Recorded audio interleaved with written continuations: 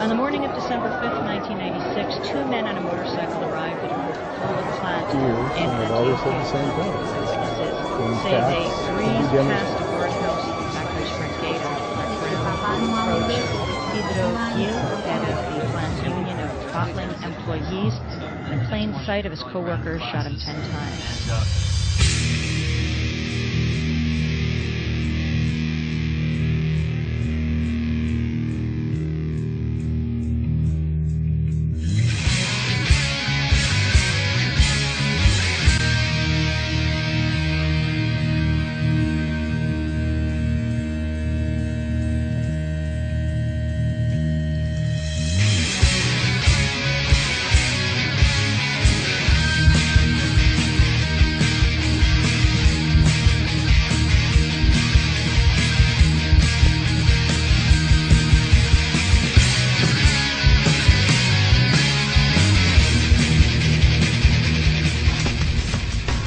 People make allegations like that, but it becomes very difficult to tie that down.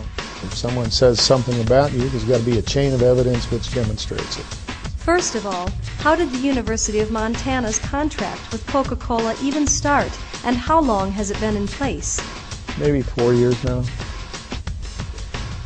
I think it was signed by the Vice President for Administration and Finance as a result of an RFP that went out to vendors, and anybody who wanted to submit a bid could do so.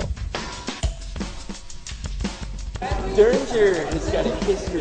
He's really no longer allowed to meet with student groups. That's good, in a way.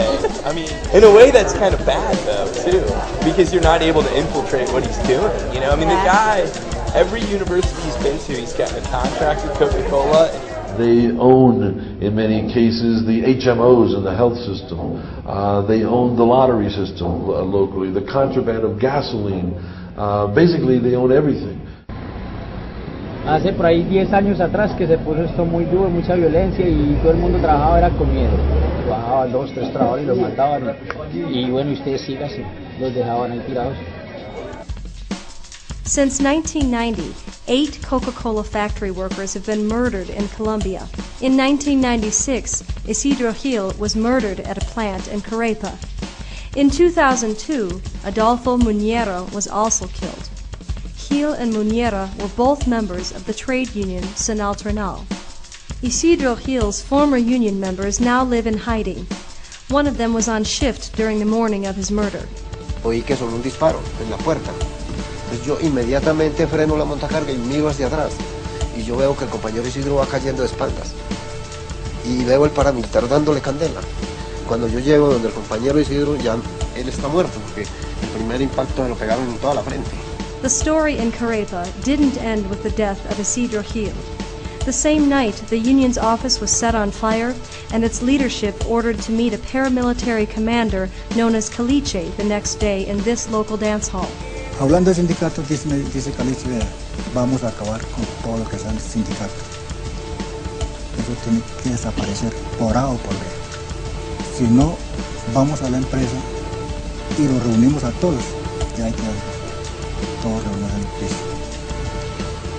Pero para no hacer estas cosas, nos reunimos a Dios.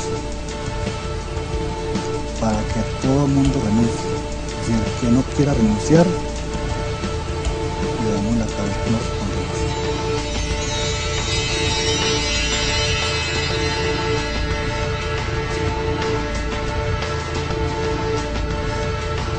Los trabajadores ese mismo día, vía telefónica, me notifican de la situación, y yo lo que le digo es que por encima de estar sindicalizados ellos tienen que proteger su vida, que deben renunciar porque no le dejan otra opción. Si no llevan la carta de renuncia a las 4 de la tarde, los iban a asesinar. Y a todo el mundo y les dijeron que que tenían que renunciar a ese sindicato, les daban 24 horas, eso fue todo. Eso fue tipo 8 o 9 de la mañana, y eso de las 5 o 6 de la tarde no había sindicalistas, todo eso era, ahí me acuerdo como que ahora ayer parecía un comisariato, todo estaba ahí las renuncias de los compañeros, llegaron los otros, pagamos la onda y ya se acabó el sindicato. The union's president, Javier Correa, received 50 resignation forms, all worded identically. With no more union members left and the entire leadership fled, the union at Carepa was no more. For the paramilitaries, it was mission accomplished. In the Miami court case, the union says it was a story foretold. Javier Correa claims that in weeks leading up to the killing, threats were made against its leadership in Carepa by the factory's manager. Correa was so concerned he wrote him a letter, a copy which Correa says was sent to the Coca-Cola's office in Colombia.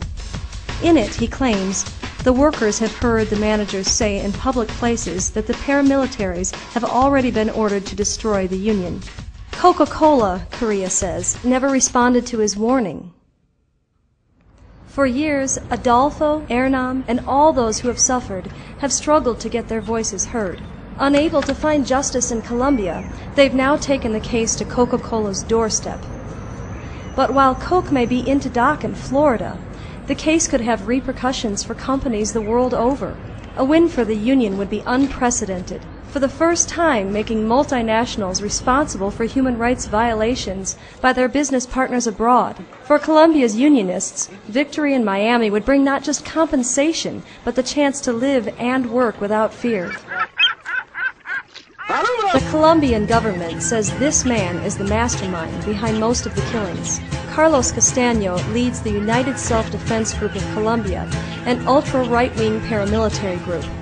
It has around 12,000 armed fighters and is listed by the United States as a terrorist organization. Castaño says most trade unionists are fronts for Colombia's other terrorist groups, the far-left guerrillas, but there's little, if any, evidence of such links. The power of the paramilitaries has made justice all but impossible in Colombia. This is one reason Coca-Cola has been targeted by the union. The company can be sued outside the country, while the paramilitary is only subject to the Colombian courts. It's very hard on a local level to build these cases. Sanal Trenel sued Coca-Cola in a Miami district court, claiming that Coca-Cola hired, contracted with, or otherwise directed paramilitary forces to murder, torture, illegally detain, or otherwise silence trade union leaders. The case was brought before Judge Jose E. Martinez in 2001 and would prove to be very unfortunate, considering California Senator Dianne Feinstein pointed out that Judge Martinez has a bias in favor of corporations. He also specialized in advising and even defending them. Martinez is also an active sports radio broadcaster for the Miami Hurricanes. The Canes are heavily funded by Coca-Cola. Since the University of Miami contracts with Coca-Cola and Judge Martinez works on behalf of the university, and he has a history of intimacy with corporations, this logically tells us that Martinez has bias towards Coca-Cola. Martinez dismissed the Coca-Cola company from the lawsuit, deciding they didn't have significant ownership of their bottling plants in Colombia. Coke owns more than a third of stock in the Colombian bottling plants, and their corporate leaders in Atlanta also sit on their board. Even so, Martinez ruled that their bottling plant managers in Colombia weren't liable either. His decision was made in 2006 after he reviewed only a single document given to him by Coca-Cola.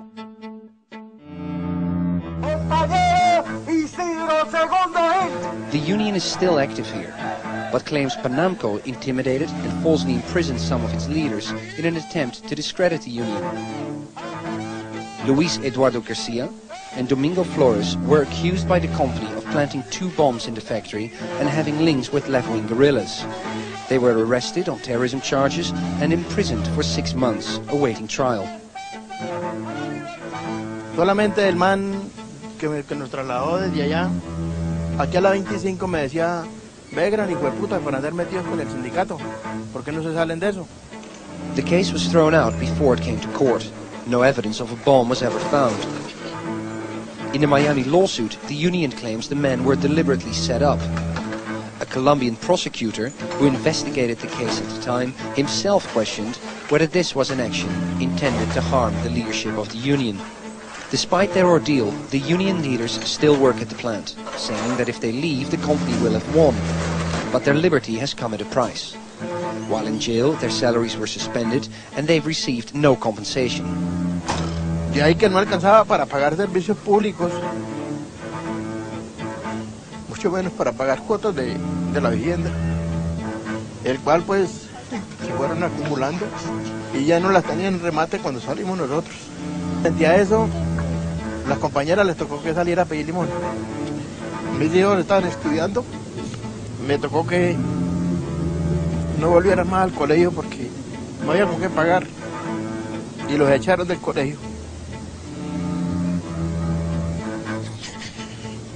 A esos niños les quedó un trauma que aún todavía no hemos podido superarlo.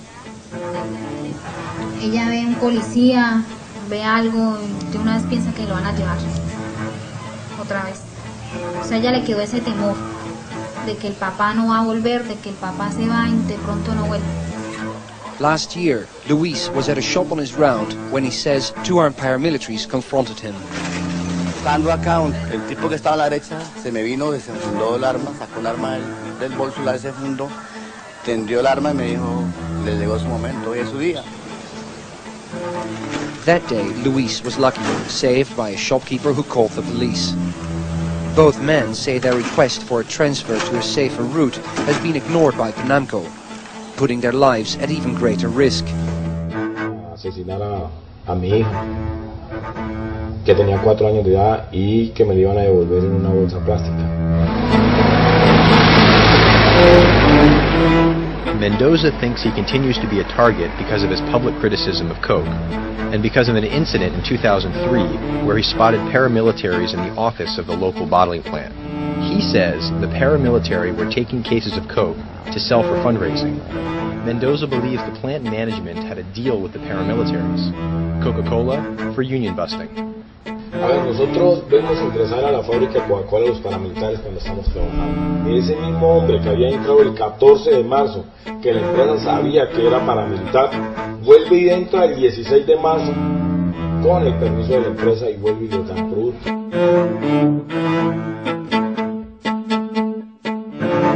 Coca-Cola has run into intense scrutiny in India, too. They were forced to shut down a plant in India after they had been found guilty of depleting and contaminating the water supply.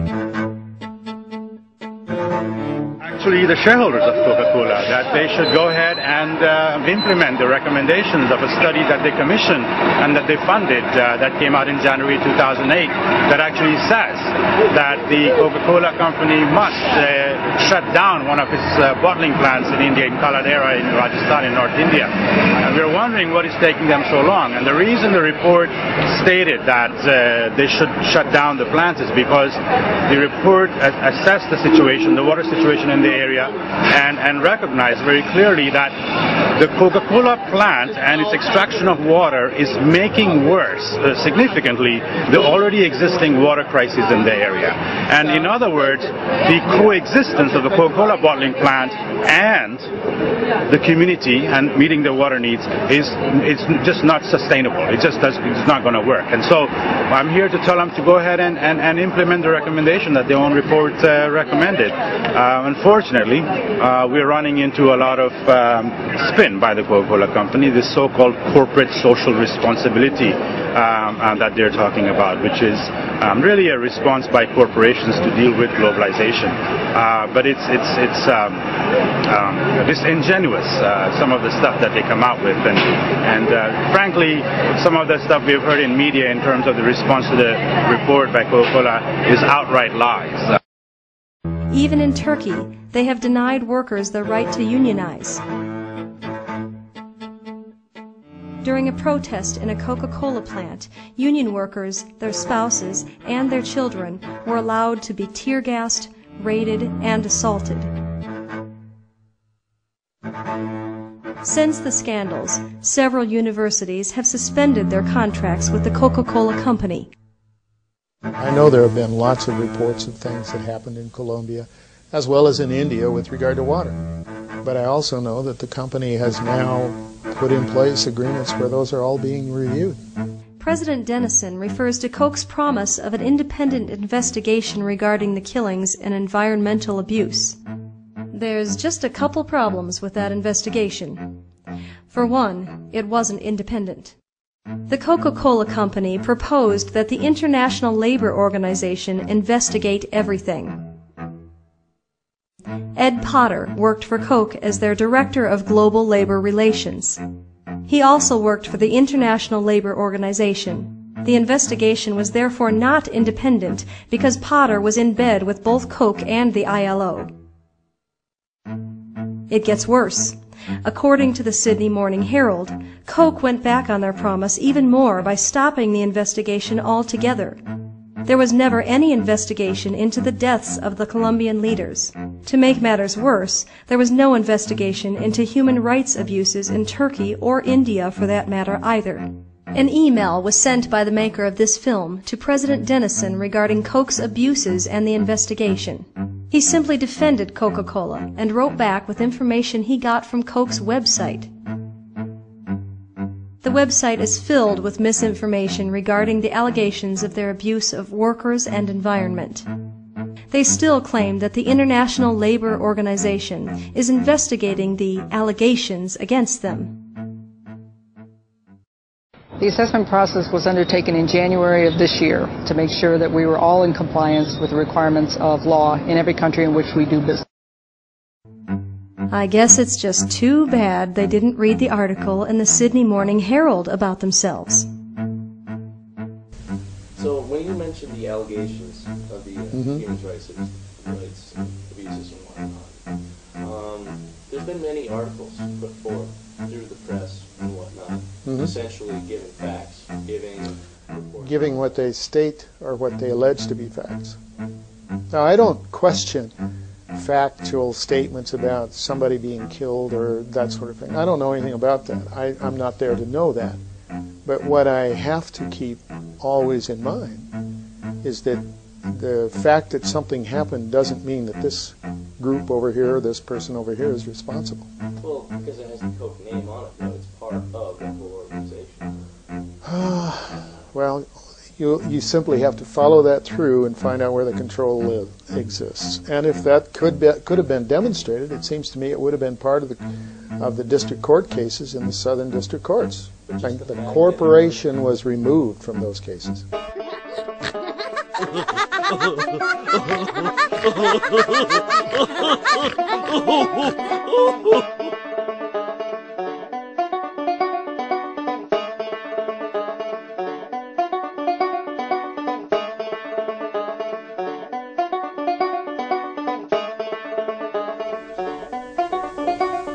Well, I don't know whether that's the case or not. It seems to me that the investigation went on, and the result of the investigation is what we have to take.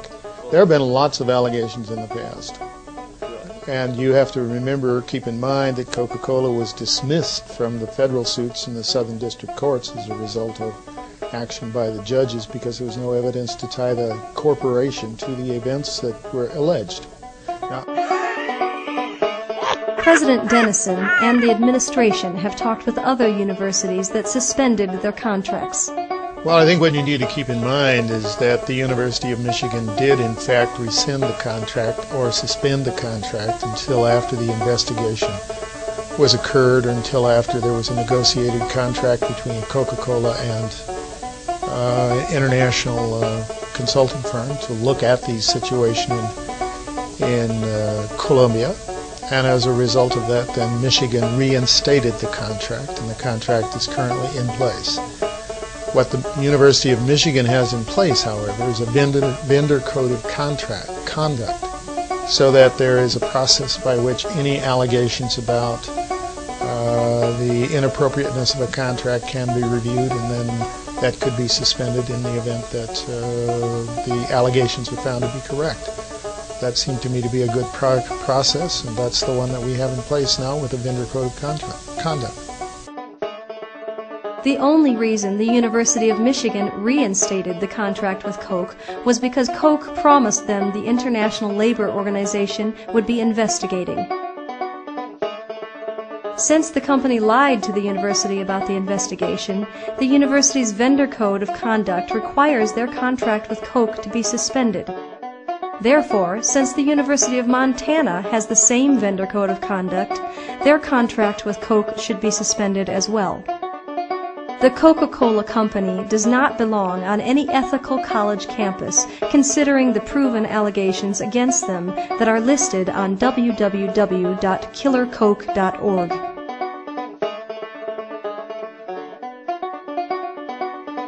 There are many alternatives to Coca-Cola.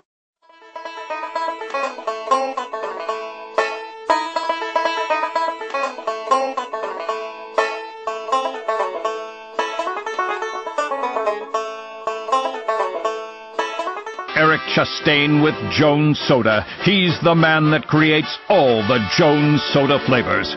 This year, Jones Soda partnered with the Seahawks, so Eric came up with 5 new football flavors that would transcend the taste experience. He liked the idea so much he invited Seahawks All-Pro tackle Walter Jones to take part. The taste of the ultimate flavor, Sweet Victory. Whoa, that may be the judge.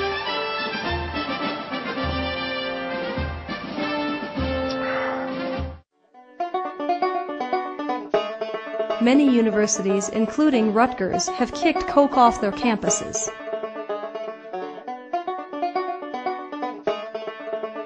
Here are some of the Coca-Cola Company's products that you might not know about. A complete list of them is available online. Although the website says so, Dr. Pepper and Cadbury Schweppes are not Coke products.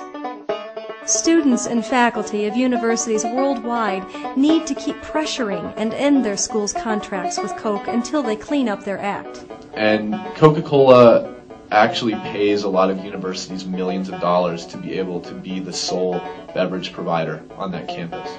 And there's a couple reasons for that. One is Coca-Cola wants to have their brand name associated with young people, and they want to have it associated with successful college sports teams. So if Coke is willing to pay your university money if, you know, they can have their little logo up on the scoreboard at university events and sell all the soda at sporting events and stuff like that. But also what Coke is very interested in is turning young people into consumers of Coke. Most students at universities would choose to buy Coca-Cola because of its aggressive advertising campaign, which tries to hook people at an early age through large amounts of caffeine. Katie McHugh is one of these people. I need a caffeine fix to keep me awake, and so I'm addicted to Diet Coke, and I have been since I was 15. And even in university I can't get away from the Coca-Cola brand because they don't sell any other types of Coke on campus. So if you say you have a university campus with 50,000 students and Coca-Cola is the only company providing beverages on that campus, you have 50,000 students a year whose the only beverages that they can drink when they're on their campus are Coke products. And Coke is banking on the fact that if you spend 4 years at a university where the only beverages you can drink are Coke products, then when you leave that university, you're going to be a lifetime consumer of, you know, Coca-Cola or, you know, the whatever different beverage products they have on campus. And so they're hoping they can create lifetime consumers. So what we've realized is that if these contracts are valuable enough to Coke that they're willing to pay millions of dollars for them, if we can jeopardize them, then we can have some power over what Coke's doing in their supply chain. So Coca-Cola, we've found out, has actually been cooperating with paramilitaries in Colombia to execute workers in their own bottling plants that are trying to form unions and trying to demand better working conditions. And so we've been able to bring this to the attention of universities and say, if Coca-Cola doesn't stop doing this and if Coca-Cola doesn't adopt different practices, then our university is no longer willing to have anything to do with Coca-Cola. This funeral was brought to you by Coca-Cola, a phrase coined by a group of activists who want to eliminate the sale of Coca-Cola products from Cardiff University. Coca-Cola are a global brand, but they have a number of dirty secrets. And we think Cardiff University, like several other universities around the country who have managed to ban Coca-Cola, we should support and join them and show solidarity for the other universities that have taken the steps to ban Coca-Cola from their campus. Canadian students want you off our campuses. We know what you're up to, we know your human rights record, we know your environmental impact, we see through your greenwashing, and we want you out. We want to say to Coke, stop trying to cover up your crimes and other unethical behavior. Start doing the right thing. Start acting like a responsible corporation. I want you to go through factually all your claims. I want you to answer point by point all the claims you put out on your corporate social responsibility, site, on your charter, on your code of conduct, and I want you to be able to answer actually and explain how you can say this stuff, because you can't. They can't actually back it up factually. So when they talk about being water neutral, I want to ask them, take me through the figures. How much water are you taking out? How much are you putting back? How are you putting it back? Is it working in state regulations? Show me the maths of how this works. That's what I want to do. I want them to explain the divergence between their image and the reality of our practice. Boycott Coca-Cola and demand that there be truly independent investigations into the deaths of the union members and environmental degradation. The cost of human life has now been calculated into the profits of the Coca-Cola Company.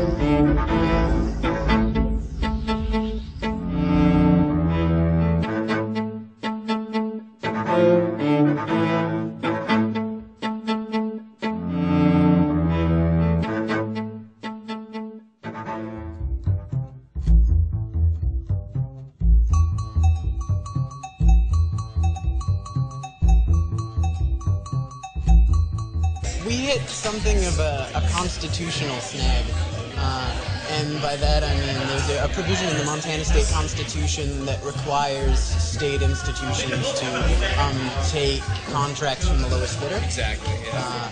And since Coke is the lowest bidder, it doesn't allow outs on labor rights issues, environmental issues. And in fact, that was one of the issues of the Purchasing Code of Conduct too, is we're modeled after Michigan's, but it had to be softened.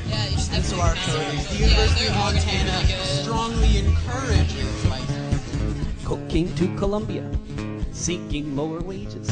They got just what they came for, but as we turn the pages, we find the workers do not like the sound of their children's hungry cries. So they said, we'll join the union. They began to organize. So Coke called up a terrorist group called the AUC. Said, we've got some problems at the factory. The AUC went to the plant, killed 2 union men, told the rest, you leave the union or we'll be back again. Well, Coke did not complain about this dirty deed. Why give workers higher wages when Coke is all they really need? They phoned the AUC, said thanks, without you we'd go broke. And to show our appreciation, here's 100 cases of Coke. The baby drinks it in his bottle and the water ain't no good. The dog drinks it, but he don't know if he should. Some folks say it's the nectar of the gods, but Coke is the drink of the death squads. Coke is the drink of the death squads. Well, these workers wouldn't take this situation lying down. Some went up to Georgia, said, look what's happened to our town. You American workers get downsized, as for us we just get shot. And those of us who live, our teeth begin to rot. 'Cause the baby drinks it in his bottle and the water ain't no good. The dog drinks it, but he don't know if he should. Some folks say it's the nectar of the gods, but Coke is the drink of the death squads. Coke is the drink of the death squads.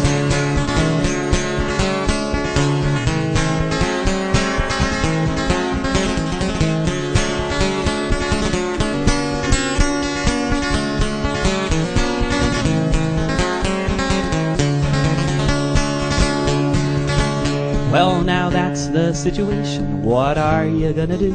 'Cause the death squads run Colombia and they're paid by me and you. We can let Coke rule the world, see what future that will bring. Or we can drink juice and smash the state, now that's the real thing. 'Cause the baby drinks it in his bottle when the water ain't no good. The dog drinks it, but he don't know if he should. Some folks say it's the nectar of the gods, but Coke is the drink of the death squads. Coke is the drink of the death squads.